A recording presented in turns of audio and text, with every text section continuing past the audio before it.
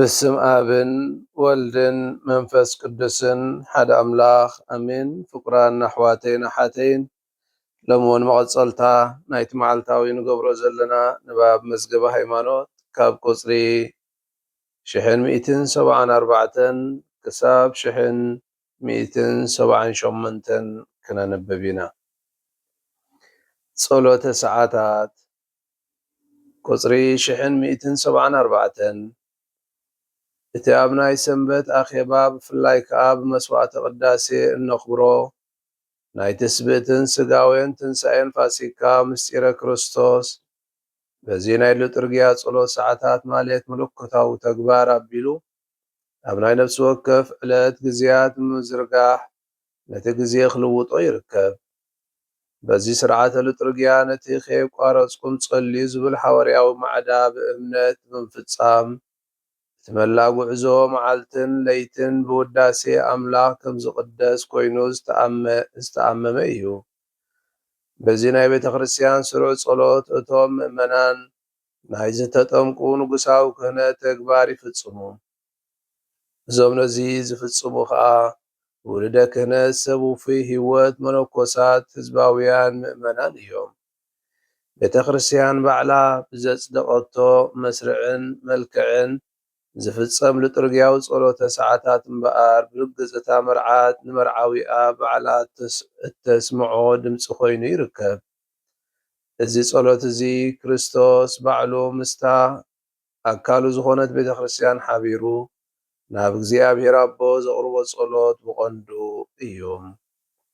ቁፅሪ 1175 ሊጡርግያ ጸሎተ ሰዓታት ናይ መላእ ህዝቢ እግዚኣብሔር ጸሎት ክኸውን ዝተመደበ እዩ።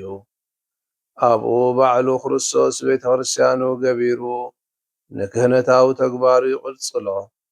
ኣባላቱ ድማ ከከምቲ ኣብ ቤተ ክርስቲያን ዘለዎም ቦታን ብመሰረት ሃለዋት ህይወቶምን ኣብኡ ይሳተፉ።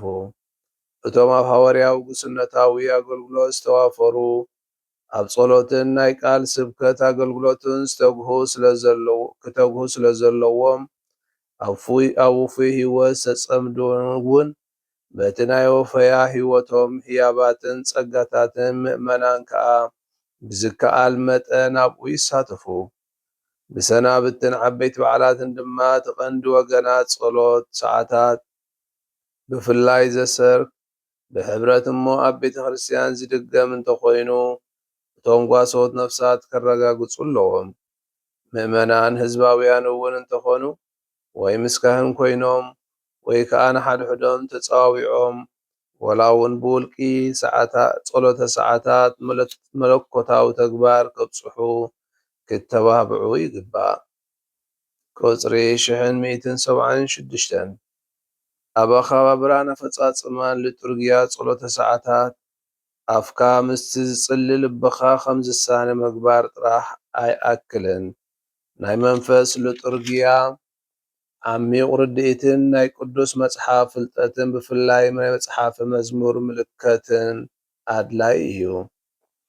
ቁፅሪ 1177 ንናይ ዕለት እዋንን ሊጡርግያዊ ዘመንን ወይ ናይቲ ዝኸብር በዓል ኣምሳሉ ብምግላጽ እቲ ናይ ጸሎት ሰዓታት ዝማሬን ምህለላታትን ሊጣንያታትን ነቲ ጸሎተ መዛሙር ምስቲ ናይ ቤተ ክርስቲያን እዋን የወሃህዶ። ብተወሳኺ እውን እቲ ኣብ ነፍሲ ወከፍ ጸሎተ ሰዓታት ዝንበብ ቃል እግዚኣብሔር ምስቲ ዝኽተሎ ዚቕ ከምኡውን እቲ ኣብ ገሊኡ ሰዓታት ጥራሕ ዝንበብ ናይ ኣበው ወይ ናይ መንፈሳውያን መምሃራን ድርሳን እዚ ኩሉ ናይቲ ዝኽበር ዘሎ ምስጢር ትርጉምን እንታይነትን ዝገልጽ ኣብ ምርዳእ መዛሙር ዝሕግዝ ንጸሎተ ጽሞና ዘሰናዱ እዩ። እቲ መለኮታዊ ንባብ ዝተሰምየ ናብ ጸሎት ዝወስድ ናይ ቃል ኣምላኽ ንባብን ኣስተንትኖን እውን እንተኾነ ኣብቲ ስርዓተ ሊጡርግያ ዝተመስረተ እዩ። ቁፅሪ 1178 እዚ ናይ መስዋዕቲ ቅዳሴ መቐጸልታ ዝኾነ ሊጡርግያ ጸሎተ ሰዓታት ነቲ ካልእ ናይ ህዝቢ እግዚኣብሔር ዝተፈላለየ መንፈሳዊ ተግባራት ብፍላይ ከዓ ኣብ ዙርያ ቅዱስ ቁርባን ዝግበር ኣምልኾን ስግደትን የተባብዕን የዋዓውዕን ዳኣ እምበር ፈጺሙ ኣይነጽጎን እዩ። ፍቁራን ኣሕዋተይን ኣሓተይን እዚ ሎሚ ዘንበብናይ ክፍሊ መዝገበ ሃይማኖት ብዛዕባ ጸሎተ ሰዓታት ወይ ሊቱርጂ ኦፍ ዚ ኣዋርስ ዝገልጽ ኮይኑ እዚ ጸሎት እዚ ኩሉ ክጽልዮ ዘለዎ ጸሎት ምዃኑ ዝገልጸልና እዩ። እምበኣር ጸሎተ ሰዓታት ነቲ ኣብ ግዜ ቅዳሴ እነብዕሎ ምስጢር ክርስቶስ ናብ ኩሉ ግዜያት መዓልትና ከም ዝሰርጽ ዝገብሮ እዩ። እቲ ብመስዋእቲ ቅዳሴ ጌርና እንዝክሮ ወይ ድማ እነብዕሎ ናይ ድሕነትና ፍጻሜ በቲ ጸሎት ሰዓታት ኣብ መዓልታዊ ህይወትና ንኩሉ ግዜ ምሳና ከም ዝህሉ ይገብሮ። እዚ ጸሎተ ሰዓታት ንብሎ ዘለና ገሊኡ ዝበዝሐ ካብ መዛሙራት ዳዊት ዝተወስደ ጸሎታት ኮይኑ ወትሪ ግዜ ብቓል ኣምላኽ ንኽንጽሊ ዝዕድመና ዘተባብዓና እዩ። ስለዚ መዓልታዊ ግዜና ብጸሎት ኣምላኽ ዝተቐደሰ ከም ዝኸውን ዝገብሮ ድማ እዩ። እዚ ጸሎት እዚ ከም ዝበልናዮ ናይ መላእ ህዝቢ ጸሎት እዩ። ናይ ካህናት መነኮሳት ጥራይ ዘይኮነስ ናይ መላእ ህዝቢ እግዚኣብሄር ጸሎት ምዃኑ ከዓ ይገልጸልና። ክርስቶስ ባዕሉ እውን ምስ ቤተ ክርስትያኑ ብምዃን ናብ ኣቦኡ ዘቕርቦ ጸሎት እዩ ይብለና። እቲ በቲ ክህነታዊ ማዕርጉ ናብ ኣቦ ዘቕርቦ ጸሎትን ወፈያን ናይ ውዳሴን ግዜ ከዓ እዩ። እዚ ብልብን ብኣእምሮን ምጽላይ ንብሎ ዘለና ጸሎት ሰዓታት ክንጽሊ ከለና ድምፅና ምስ ልብና ክሰማማዕ ይግባእ። እዚ ንምግባር ድማ ሓደ ዝተዋሃደ ፍልጠት ናይቲ ቅዱስ መጽሓፍ ክህልወና ኣሎ። ንመጽሓፍ ቅዱስ ብምልላይ ብምጽናዕ ብፍላይ ንመዛሙራት ዳዊት ብርድኢት ብምርዳእ ብዝበለጸ ርድኢትን ምስትውዓልን ክድገም ዘለዎ ጸሎት እዩ ከዓ ይብለና።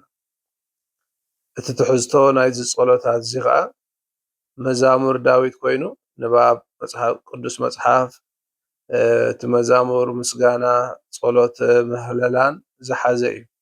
እዚ ድማ ምስቲ ዓውደ ዓመት ቤተ ክርስትያን ሰዓታት መዓልትን ተዛሚዱ ዝቐርብ ናይ ውህደት መዛሙርን ጸሎትን ምስጋናን ልመናን ሒዙ ዘሎ እዩ። እዚ ጸሎታት እዚ ድማ ነቲ ኣብ ቤተ ክርስትያን ንፍጽሞ መስዋእቲ ቅዳሴ እዚ ጸሎተ ሰዓታት ወይ ጸሎተ ንመዛሙራት ዳዊት ንብሎ ዘለና ከም መቐጸልታ ናይቲ ኣብ ቅዳሴ ዝግበር ናይ ምስጋና ተግባር እዩ። ናይ ምስጋናን ናይ ውዳሴን ተግባር ወይ ድማ ናይ ምስጢር ድሕነትና ነስተነትነሉ ቀጻሊ ኣብ መዓልታዊ ህይወትና ኣብ ኩለን ሰዓታት ምሳና ከም ዝህሉ ዝገብር እዩ። ነቲ ጸሎት ደጊምና ክንጽሊ ከለና ነቲ ብመስዋእቲ ቅዳሴ ዝገበርናዮ ናይ ድሕነት ዝተፈጸመ ተግባራት ንዑ እናስተንተና ኢና ንኸይድ። ስለዚ ንምእመናን እንታይ ይገብር? ናብቲ ዝለዓለ ምስጢር ቅዱስ ቁርባን ዘሰናድወና እዩ። ድሕሪ ቅዳሴ ዘሎ ግዜ ድማ ብጸሎት ክንቅጽሎ ከም ዘለና ከዓ ሓይሊ ዝህበና እዩ። ስለዚ ናብቲ ዝለዓለ ምስጢር ቅዱስ ቁርባን ንኽንበጽሕ እውን በቲ ጸሎት ተሰናዲና ክንቀርብ ሓጋዚ እዩ። ስለዚ ጸሎተ ሰዓታት መዓልታዊ ህይወትና ምስ ኣምላኽ ዘተኣሳስረና እዩ። ንግዜና ዝባርኽን ንመላእ ቤተ ክርስትያን ኣብ ሓደ ልቢ ዘንብርን ናይ ሓባር ጸሎት ከዓ እዩ ይብለና። ስለዚ እቲ ልዕሊ ኩሉ ጸሎተ ሰዓታት ክንብል ከለና ነፍሲ ወከፍ ሰዓት ቅድስቲ ኮይና ንኽትሓልፍ ዝሕግዝ እዩ። ኣብ ህይወትና ከዓ ቅድስና ንኽንፈሪ ዝድግፈና እዩ እሞ እግዚኣብሄር ንኹላና ብጸጉ ይብጽሐና። ስብሃት ንኣብን ንወልድን ንመንፈስ ቅዱስን ይኹን ጥንቲ ከም ዝነበረ ሕጂ ከዓ ንወትሩ ንዘለኣለም ዓለም ኣሜን። በስመ አብ ወወልድ መንፈስ ቅዱስ ሓደ አምላክ አሜን።